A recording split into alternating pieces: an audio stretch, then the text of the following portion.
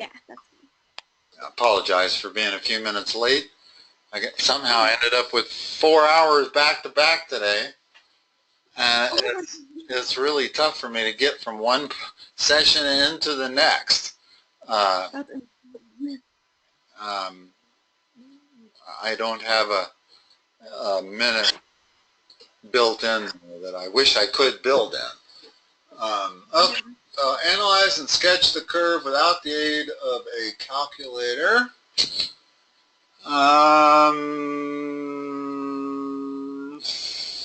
First of all, let's answer all of these questions before we try to graph it. What's f prime? So it would be 8x to the third minus 12x squared. Yeah, assuming that's x cubed to begin with. Yeah. What's f double prime? So that would be 24x squared minus 24x. How do I find, I'm assuming they want the x and y intercepts on the second derivative? All of these? Yeah. Or, no, Yeah. probably not. They probably want the x-intercepts on the original function. In other words, sketch the graph without the aid of a calculator. They're wanting us to graph the original function when we do that. Okay? So, when we graph the original function, we're going to need to know its x-intercepts, its y-intercepts, any vertical, horizontal, or slant asymptotes, critical numbers, relative mins, relative maxes, points of inflections, and concavity. And once we've answered all of those questions, then we'll be able to graph the original function. So, x-intercepts. How do I get those? Do you set it equal to 0? Yeah, so let's do that. Now how do I solve that? So you can add 4x cubed to both sides? No, the answer here lies in factoring. And then you'll have a product of two things, so take out a greatest common factor. So take out 2x to the third? Leaving what? Leaving x minus 2. Now, either that's 0 or that's 0. So what are my solutions? 0 and 2. And I'm going to write the multiplicity next to it also. Because the multiplicity determines whether or not we're going to go through the x-axis or just touch it and go the other way. In other words, if you have an even multiplicity, then it just kisses the x-axis. If you have an odd multiplicity, then it goes through the x-axis. Okay? So we've got their first answer. What's the y-intercept?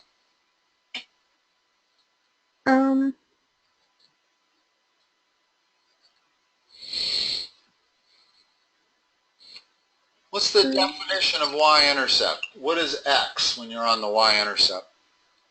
X is 0. Okay, plug in 0 for x, what do you get? 0. Okay. Vertical asymptotes. None. So there's no denominator? Correct. There's nothing in that original function that restricts x. X can be all real numbers. And if x can be all real numbers, there cannot be any vertical asymptotes because you never cross vertical asymptotes. Sometimes you can cross horizontal or slant asymptotes, but never vertical ones. So there are no verticals. Are there any horizontals? Or slants? Yes. None. Oh. You get horizontal asymptotes when you have a quotient. If I have like x plus 1 divided by x minus 2, the horizontal asymptotes, there's 3 different scenarios where you determine horizontal or slant asymptotes, and none of them apply to this problem because we don't have a quotient. We just have a regular polynomial function. Critical numbers. You take those from the first derivative or the second? Actually,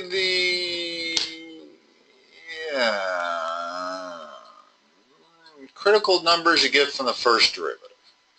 It's where the first derivative is equal to 0.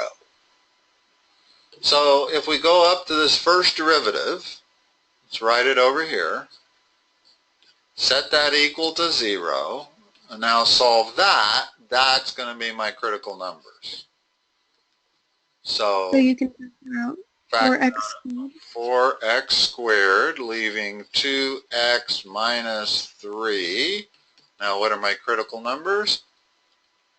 0 and 3 over 2. Okay. Now,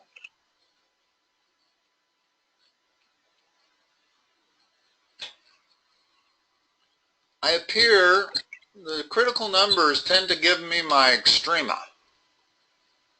That's where I have either a maximum or a minimum, a local one.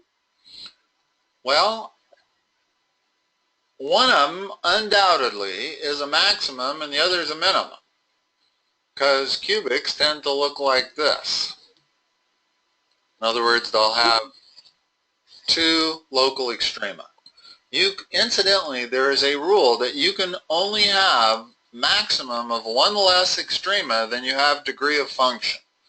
So if we started with a quartic, then the most we're going to have is 3 extrema.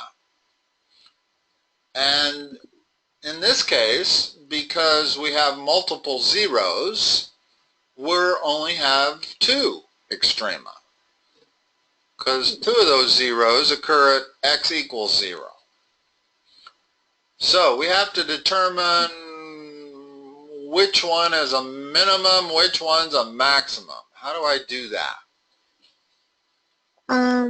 You plug in the values to the original function? The second derivative. In other words, here's the thing. When you have a minimum, the second derivative is positive. When you have a maximum, the second derivative is negative. And notice that it corresponds with the way the thing opens. If it opens up, in other words, if it has upward concavity, its second derivative has to be plus. If it's got downward concavity, its second derivative has to be minus. Okay. So we know the second derivative, we know the critical points. Let's plug it in. When x is 0, the second derivative is still 0. Mm-hmm. And you can't use the second derivative test if it comes out to be 0. There's 2 tests to determine minimums and maximums. The easiest one is the second derivative test, because that'll tell you right away whether it's a minimum or a maximum. But if it comes out to be 0, then you can't use it. You have to use the first derivative test. Now, let's talk about that for a second. If I'm looking at an original function that is a maximum, then my slopes go from plus, plus, plus, 0 to minus, minus, minus. So you use what is called the first derivative test.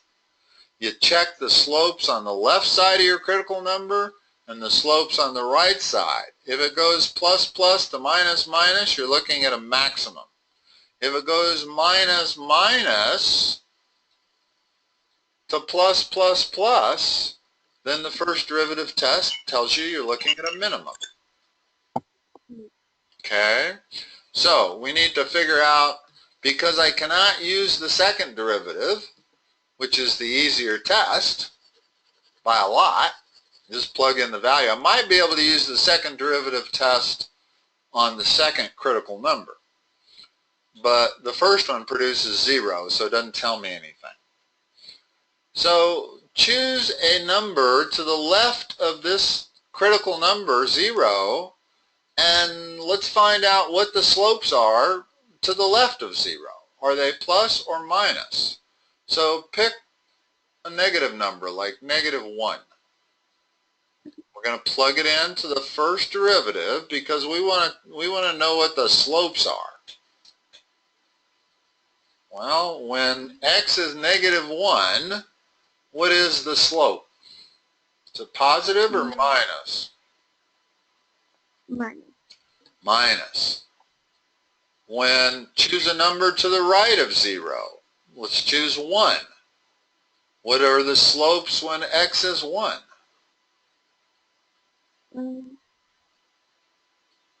Minus. Ah, well, there's very few situations where that happens. In other words, you can have a critical point at 0 without having a minimum or a maximum. What would it look like? Something like this.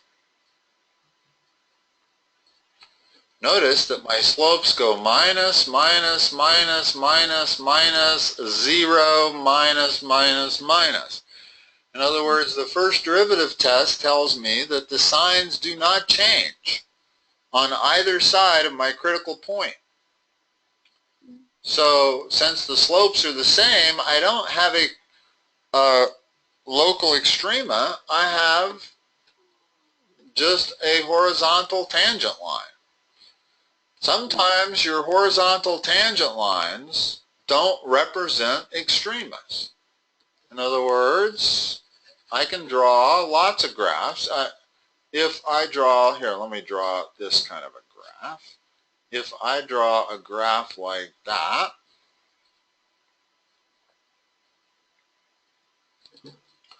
notice that if I find everywhere where the first derivative is 0, I find that point, I find that point, I find both of those points.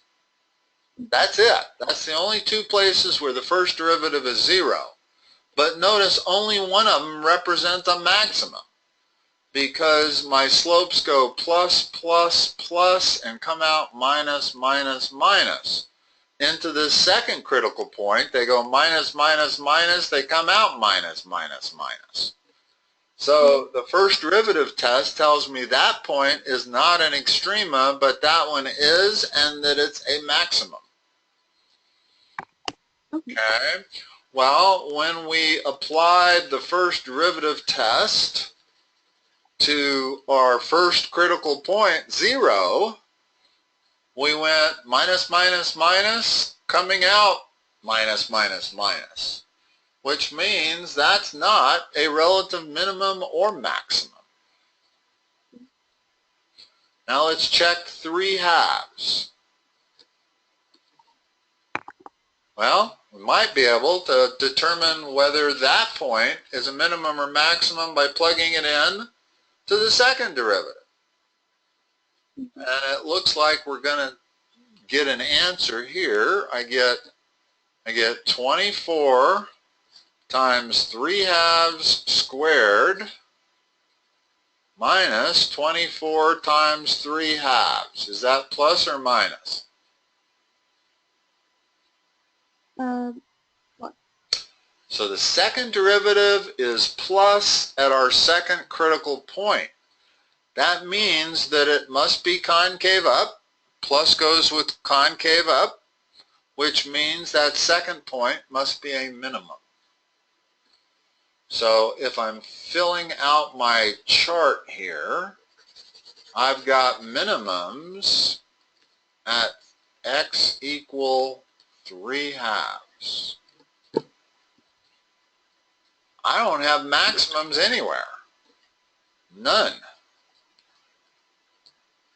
We checked both of our critical points, and the 0 critical point was neither a minimum nor a maximum, and the 3/2 was a minimum. Points of inflection are where the second derivative is equal to 0. Not the first derivative, but the second derivative. Well, where is the second derivative equal to 0?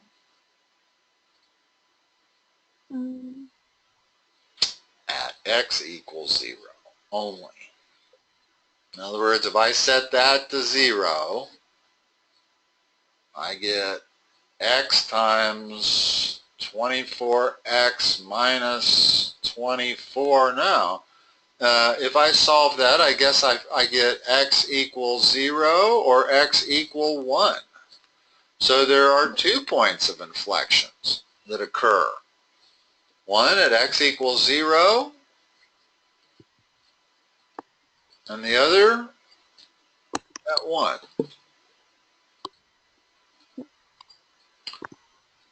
Concave upward.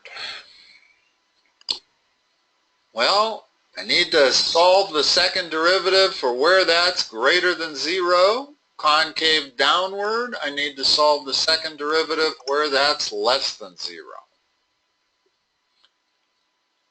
Now my problem is not anything. I just need to be able to write on a different sheet of paper while I'm doing this. Well, first, let's do this one step at a time here. Let's figure out where we're concave upward. We know we are because we found a minimum. So I need the interval where we're concave upward. I know there has to be some place where we're concave upward because you can't have a minimum unless you're concave upward. Right. So I want where the second derivative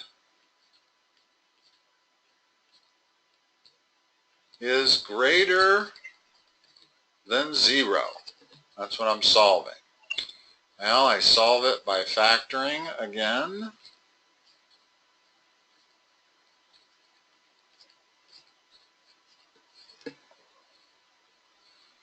And that's greater than 0 wherever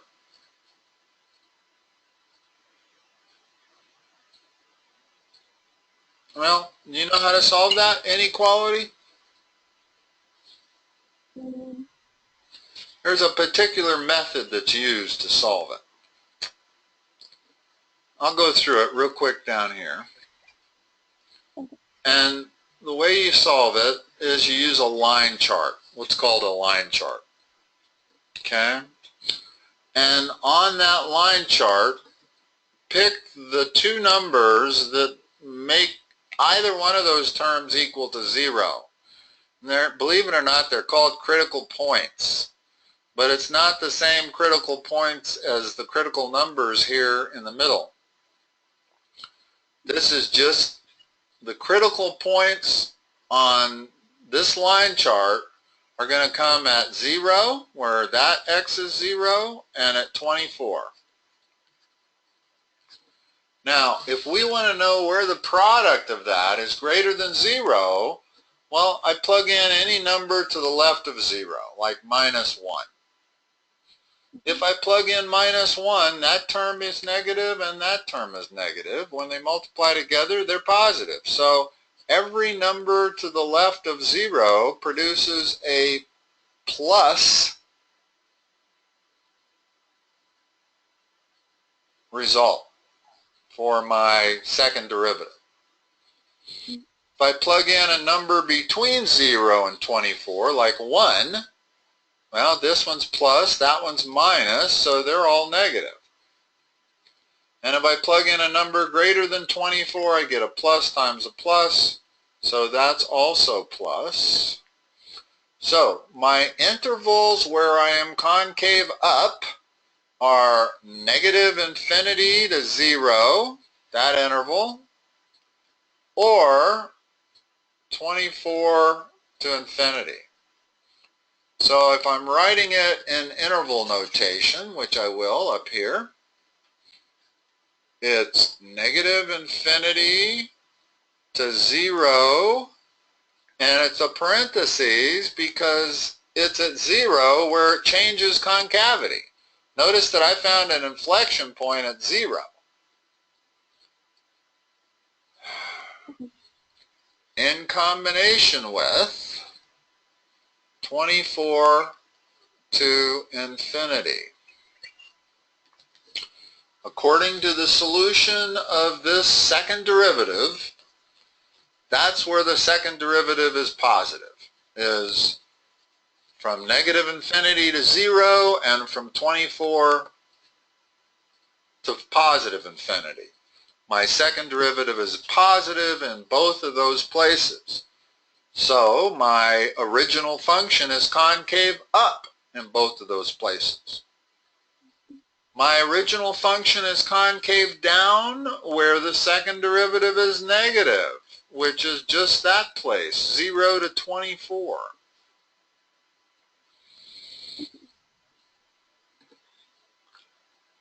Now, the problem is how do I get to a page where I can draw the function? If I click on that X, all of these numbers that I've written disappear, and I don't have access to my other drawing unless I do that. Let me think for a second what I can do here. Hey, do you have all these written down?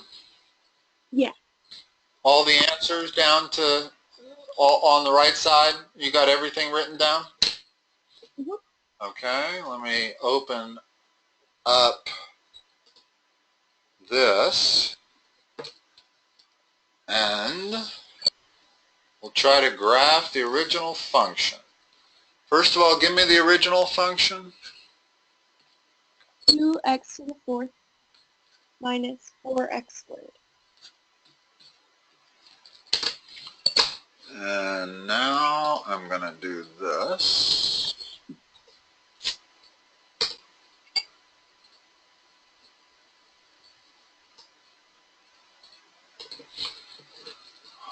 Where are my x-intercepts? At 0 and 2.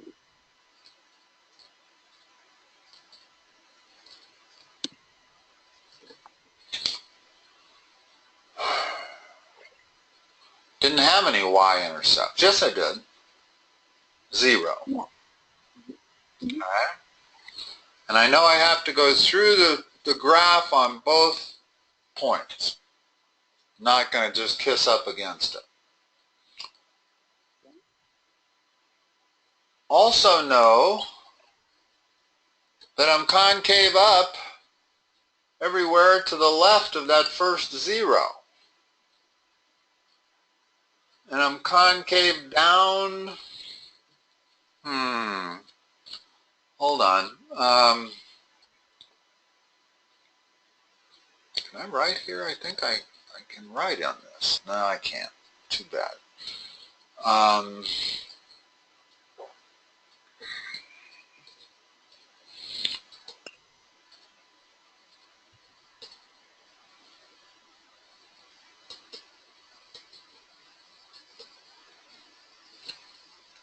Read off everything. What are my x-intercepts? 0, 2.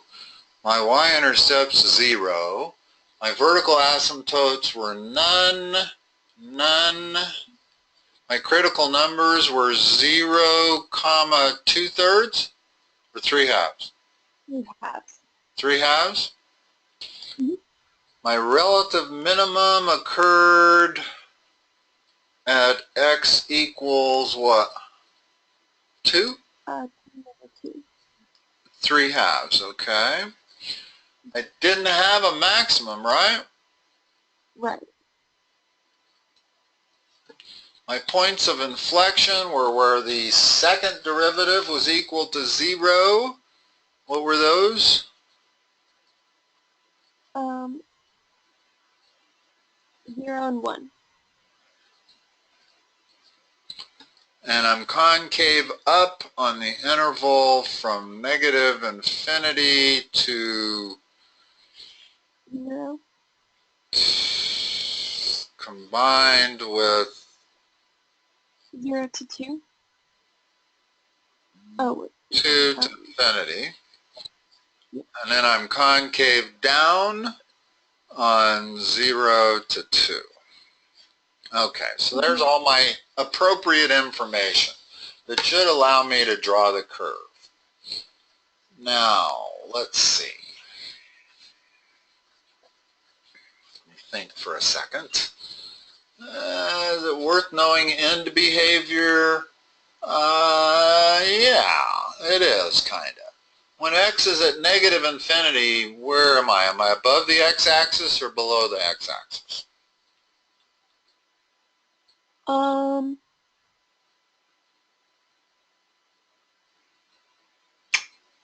Plug in negative infinity into the original equation. Do I have the original equation right here? I don't think I do. Isn't it minus 4x cubed? Yeah, cubed. Okay. So if I plug in negative infinity for x, that stays positive infinity. That becomes negative infinity. And I got a positive infinity minus a negative infinity. That's positive infinity. So I know I'm starting somewhere up there. Okay. In other words, I need to figure out my end behavior. When I plug in positive infinity, I get infinity minus infinity.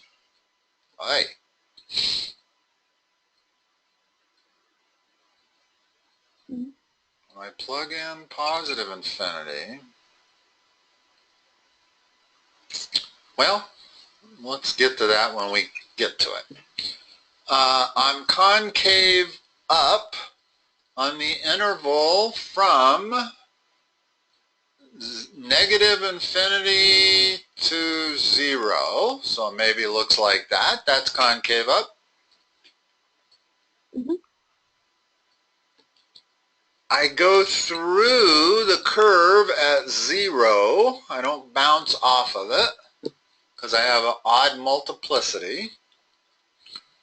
So I got to go through the curve, and now I'm concave down to 2. Now I go concave up again. From 2 to infinity, I'm concave up. I don't want to touch that. It'll erase the whole line. No, it won't. Let me think for a second. All right, let's go through one by one here. We got to go through 2. How do I go through 2? Okay, I guess I could draw it like this. If we drew it, let's see. That's an inflection point, so I know I'm concave down, and somehow, something goes on at 3/2. What's going on at 3/2? A minimum. So I could have a curve like that. That being 3/2. Now, let's see if that gives me everything I need. Gives me my two x-intercepts, gives me my y-intercepts. There's no asymptotes. I've got critical points right here where the slope is 0 there, but it's not an extrema. I've got a minimum at 3/2. I've got no maximum. So check, check, check, check, check, check, check, check. I've got my concavity right. I'm concave up from negative infinity to 0. I'm concave down from 0 to 2. Where were my inflection points? At 0 and 1. 0 and 1. So here I got to draw this a little differently. Figure out I need an inflection point at 1. So at 1, how could I have an inflection point at 1 and have that kind of concavity? Do I have this concavity right? Is that 2 to infinity or is that 1 to infinity maybe? I think it's 2 to infinity. Is it 2? Oh. It's where the second derivative was greater than 0. So it was where 24x squared minus 24x, wherever that is equal, where the second derivative is equal to 0, and that was 0 and 1. Okay, there's my inflection points. So my concavity must change at 1. So this can't be right. In other words, I think that must be 1 there. I guess. I'm a little lost here because I don't have access to all my other answers, but I can make a reasonable attempt to graph the rest of the curve. I know, assuming I'm concave up to the right of 1 and concave down between 0 and 1, let's assume that. So my curve's going to look a little bit like that. There's concave down. Then it switches concavity, has a minimum there, and is concave up the rest of the way. So now that curve fits all my answers, assuming I got all these answers correct. And if I got one of them wrong, I don't even want to know about it. No, I'm kidding. Not really, actually. Because I don't know if I could go back and I'd have to go back and recalculate everything. But the key is that once I have the answers to all of those questions that they asked, then I'm able to graph it. Because all I do is pretty much go through every point and make sure that my curve matches all of these, including its minimum, no maximum, concavity has to be right the whole way, inflection points. Notice there's 2 inflection points in this curve that I drew. One right there, and there's another one got to be right there at x equal 1. Why? Because the concavity goes from concave down to concave up. You can't do that without an inflection point. So inflection points always come where concavity switches. And go back through 2, and notice that it is concave up from 1 to infinity. In other words, this right side always is concave up. Even though x is still always going to infinity, it's still concave up the whole way. So that graph should be that function. Here, let's graph it on Wolfram Alpha and see what that function looks like. Okay.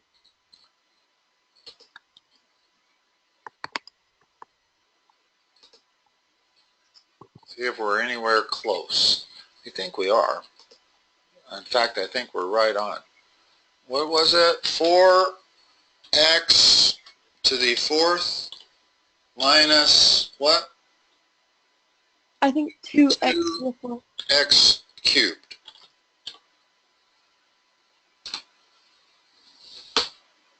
Is that correct? Well, they're going to give it to us in a second. Is that it? 4x to the 4th minus 2x cubed? I think it's 2x to the 4th minus 4x cubed. Okay, I don't think that matters, but let's change it. Let's get it right. It's 2x to the 4th minus 4x cubed.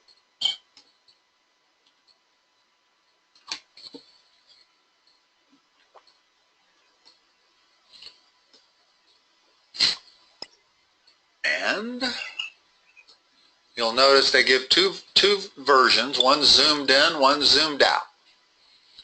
The zoomed in one looks exactly like what we drew. Mm-hmm. Right? In other words, this part curves up, like down here. It's concave up all the way to 0, and then there's a 0 slope tangent line at 0. And then it's concave down to 1, where the concavity switches. Concave up, find a minimum at 1.5, 3 halves. Go back up through the other 0. It's exactly what we drew. Awesome. So my math must have been right on that. Good. And it kind of tells you an important thing about functions, that you can graph a function merely by doing all of the derivative stuff. In other words, Yeah. every single answer to all of their questions except perhaps the first 2 or the first 3 Mm-hmm. depended on the derivatives, not the original function. But by answering all of the concavity, inflection points, minimums, maximums, I'm able to draw the function without knowing even what it looks like, just based on all the derivative stuff and the intercepts. I guess I needed the x-intercepts and the y-intercept. Mm-hmm. Okay. So let me think here what I need to do now. Let's see. Go back. That was all that's on that page, I presume. Oh, no, hold it. We've got a lot that was on that page. This is the next page, right? Yeah. Yeah.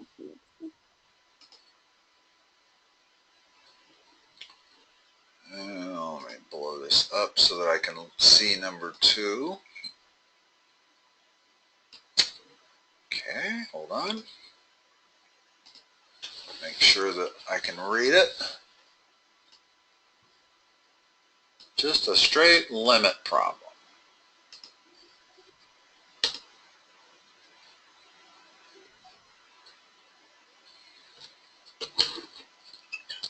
What's the limit of that? As x goes to infinity.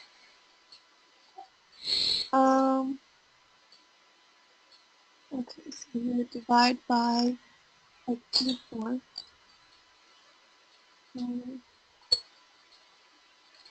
If the maximum degree is the same in the numerator as the denominator, then the limit is always the ratio of their coefficients,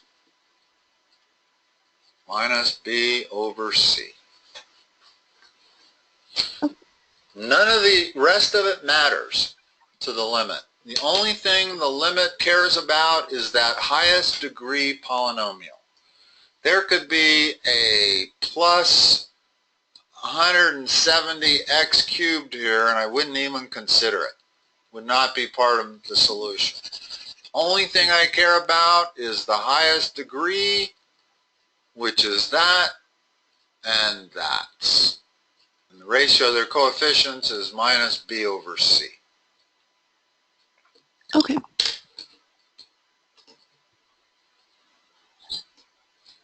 Let me have a look at this blown up so I can see it.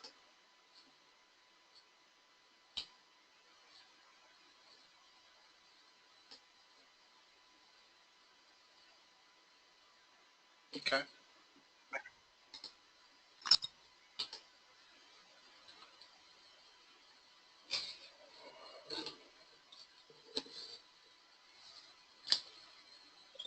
A little tricky, but not that tricky. In green, I'm going to do the first derivative. Okay. What do I know about the first derivative between this point and that point?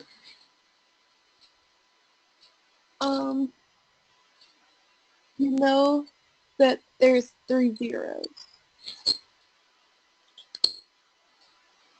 Well, I don't even care about that yet. In other words, I know the first derivative is going to have a 0 right there, so let's mark that point.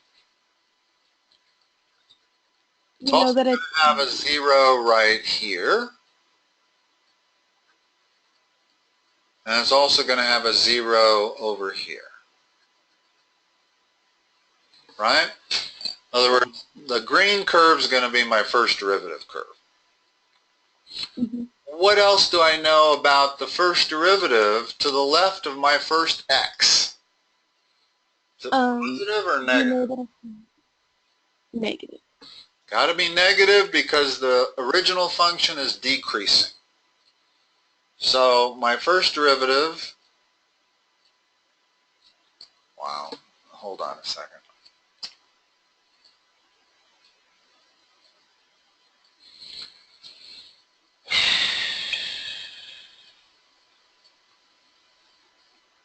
What are my slopes doing to the left of that first x? Are they going, they're negative, right? Yeah. But are they negative getting closer to 0 or negative getting more negative? Getting closer to 0. Correct. So a very possible curve would be that. In other words, they're definitely negative, and they got to hit 0 by the time they hit that first x. Now, between these two zeros, what is my first derivative curve, positive or negative? Positive. So, might look like that. Now, between that second x and the third x, am I positive or negative on the derivative? Negative. Might look something like that. And to the right of that x, it's positive, getting steeper, so maybe like that. That would be a possible first derivative curve. Gotcha. Now, in red,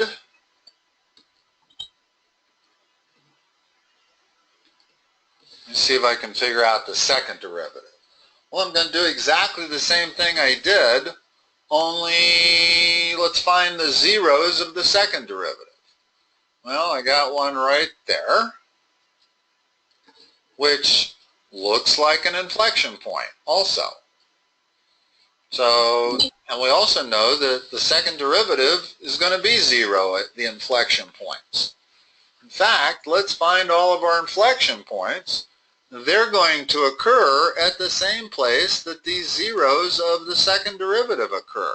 In other words, right there, perhaps, where it goes from concave down to concave up.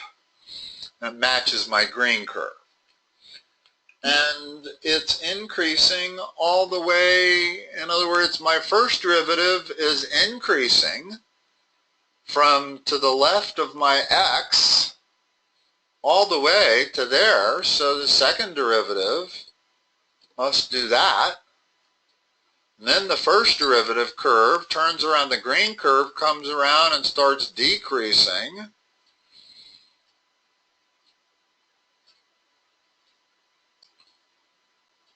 until that point, and then it's positive after that.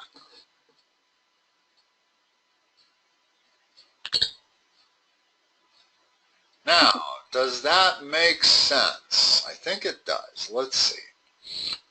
First of all, every time you take a derivative, you lose one of your powers. By that, I mean the original function here looks like a quartic, right? It's got 3 extrema, and the most extrema a quartic can have is 3.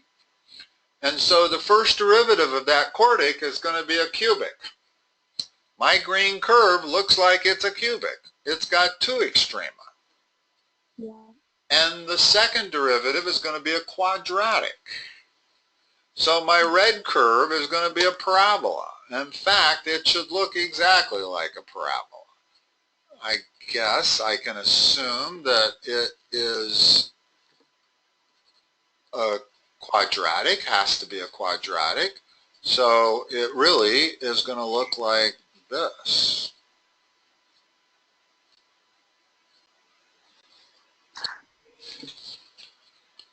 And there's your first derivative and second derivative. Now, let's verify a few things. So my intercepts on my second derivative are where the first derivative has minimums and maximums. So that intercept is correct. That intercept is correct. That's where my first derivative had mins and maxes. Mm-hmm. And it's also where my original function has inflection points. And the original function is concave up, up, up, up, up, down, down, down, up, up, up, up. So there's only 2 inflection points. That would correspond to where I've drawn those X's.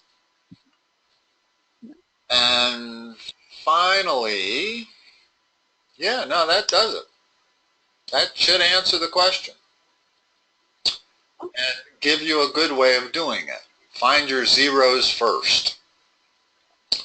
And those always occur where you got horizontal tangent lines. Well, I look for horizontal tangent lines on the original function. I find one there, I find one there, and I find one there. So those have to be my zeros on my first derivative. That's what we did. All right, let's see. We got about 8 minutes here, huh? Let's see if we can do anything with this.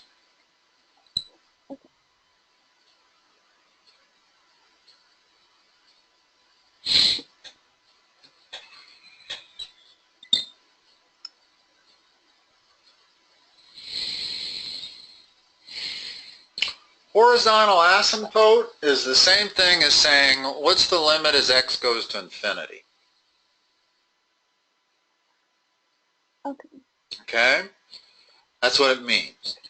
In other words, that's what a horizontal asymptote is. If I give you the equation, hold on a second.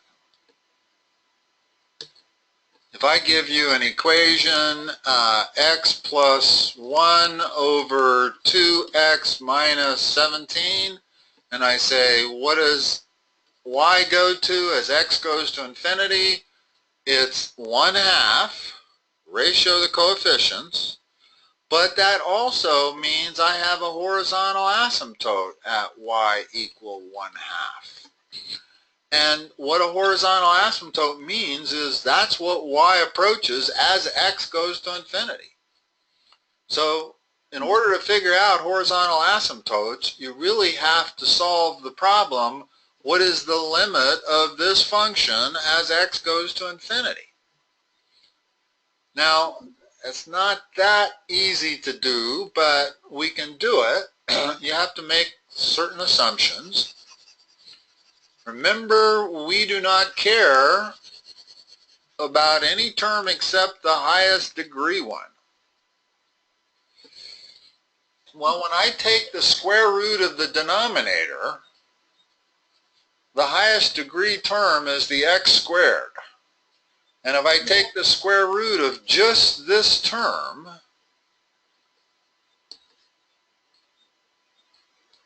I get square root of 3x. So now I have 5x on top divided by square root of 3x. Well, the horizontal asymptote is going to be the ratio of those coefficients. 5 root 3 over 3 after it's rationalized.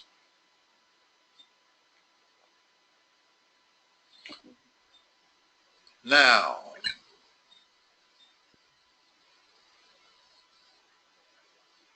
I think it's plus or minus, to be honest. Because when I take the square root of 3x squared, I really get a plus and minus answer. If I take the square root of x squared, it's really plus or minus x. Well, I'm taking the square root of 3x squared. Well, that's plus or minus square root of 3x. So I have 2 horizontal asymptotes at both the plus and the minus, and that's y equals In other words, my horizontal asymptotes are y equals 5 root 3 over 3 and y equals minus 5 root 3 over 3.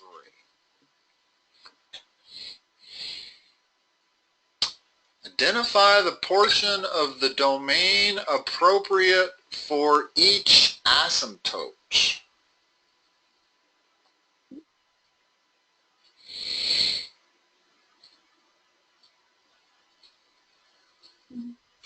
Thinking for a second. For each asymptote. Wow, because your asymptotes are horizontal, maybe it doesn't, so my graph, I've got an asymptote there, and I got an asymptote there, but maybe they don't go from negative infinity to positive infinity. Is there any restriction on x? Yeah, there are a few. In other words, I cannot have 3x squared plus 2x plus 6 has to be greater than 0. It cannot even be equal to 0, because then I'd be dividing by 0. And it can't be negative, because then I'd be taking the square root of a negative number. So I got to solve that.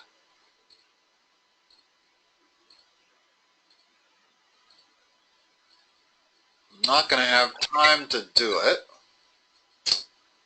I'm going to have to factor it into 3x times x. Let's see, what's going to produce that middle term? Impossible. I'm not going to produce that middle term.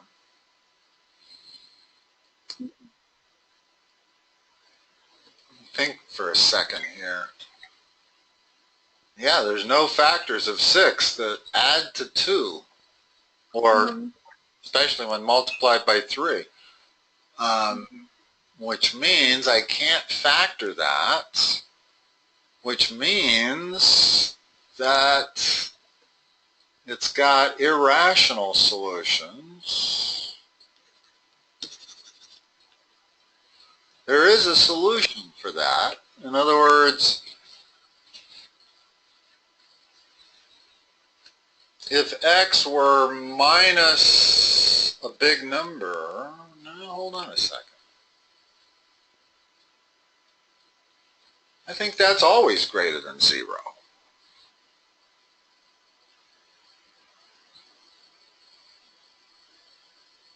Let me think for a second. If that had imaginary solutions, let's see. If x is a positive number, that's always positive. If x is a negative 1, that is positive.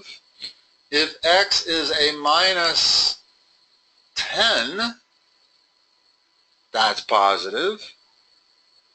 I'm not sure there's any x value where that's negative. But assuming that's true, assuming that's always positive, then I don't have any domain restrictions. But if there is a value of x that makes that negative, hold on a second. There's got to be a value of x where this is negative. How about, maybe not, actually.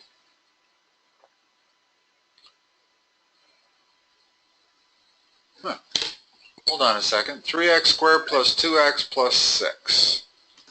3x squared plus 2x plus 6. 3x squared plus 2x plus 6. I'm guessing that thing's always positive. Yeah. It's a parabola that's shifted up, never goes through the x-axis, so it's always positive. So there is no domain restriction. There's no value of x that makes that denominator a problem. So those horizontal asymptotes apply all real numbers. And it's 7. Unfortunately, I have a 7. I'm already a minute late too. I apologize because I was 3 minutes late for yours, but I got to try to catch up at some point. Yeah, no problem. So I I'm understand. gonna run. And yeah, you could always graph that in Wolfram Alpha, see what it looks like to see whether we're right or not. Make sure your Okay. horizontal asymptotes are where we thought they were. But Brianna, I will talk to you next time. Awesome. Thank you. Okay, bye-bye.